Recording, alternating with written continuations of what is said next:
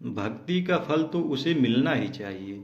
ऐसा सोचकर शिव जी एक दिन बुढ़िया के सम्मुख प्रकट हुए तथा बोले, माई, तुम हमारी सच्ची भक्त हो। जिस श्रद्धा व विश्वास से हमारा स्मरण करती हो, हम उससे प्रसन्न हैं। अतः तुम जो वरदान चाहो हमसे मांग सकती हो।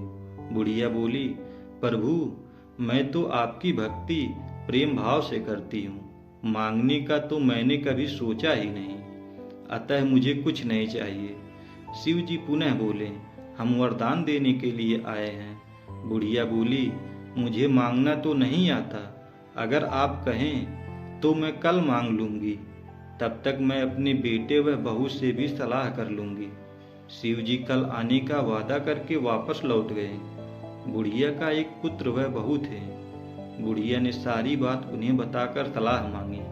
बेटा बोला, माँ, तुम शिव जी से ढेर सारा पैसा मांग लो, हमारी गरीबी दूर हो जाएगी, सब सुख चैन से रहेंगे। बुढ़िया की बहू बोली, नहीं, आप एक सुंदर पोते का वरदान मांगे, वंश को आगे बढ़ाने वाला भी तो चाहिए। बुढ़िया बेटे और बहू की बातें सुनकर असमंजस में पड़ गई। उसने सोचा, यह दोनों तो अपने अपने मतलब की बातें कर रहे हैं। बुढ़िया और भी सोच में पड़ गई। उसने सोचा, कुछ ऐसा मांग लूं जिससे मेरा, बहू व बेटे सबका भला हो। लेकिन ऐसा क्या हो सकता है? बुढ़िया कभी कुछ मांगने का मन बनाती तो कभी कुछ, परंतु कुछ भी निर्धारित न कर सकी। दूसरे दिन शिव जी पुनः प्रकट हुए तथा बोले, आप जो भी मांगेंगे वह हमारी कृपा से हो जाएगा, यह हमारा वचन है। शिव जी की पावन वचन सुनकर बुढ़िया बोली, यदि आप मुझसे प्रसन्न हैं तो कृपया मुझे मन इच्छित वरदान दीजिए। मैं अपने पोते को सोने के गिलास में दूध पीते देखना चाहती हूँ। बुढ़िया की बात सुनकर शिव जी उसकी सादगी व सरलता पर मुस्कुरा दिए। बोले, तुमने तो मुझे ठग ही लिया। मैंने एक वरदान मांगने के लिए बोला था, परंतु तुमने तो एक वरदान में ही सब कुछ मांग लिया। तुमने अपने लिए लंबी उम्र तथा दोनों आंखें मांग ली, बेटे के लिए धन व बहू के लिए पोता भी मांग लिया।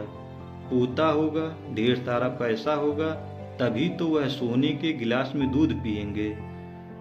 पोते को देखने के लिए तुम जिंदा रहोगी, तभी तो देख पाओगी। अब देखने के लिए दो आंखें भी देनी पड़ेगी। फिर भी वह बोले, जो तुमने मांगा वे सत्य होगा। यूं कहकर शिव जी अंतर्ध्यान हो गए। कुछ समय बाद शिव जी की कृपा से बुढ़िया के घर पोता हुआ। बेटे का कारोबार चल निकला तथा बुढ़िया की आंखों की रोशनी वापस लौट आई। बुढ़िया अपने परिवार सहित सुख पूर्वक जीवन व्यतीत करने लगी। तो दोस्तों, इस प्रकार से एक बुढ़िया ने शिव जी को आखिर ठग ही लिया।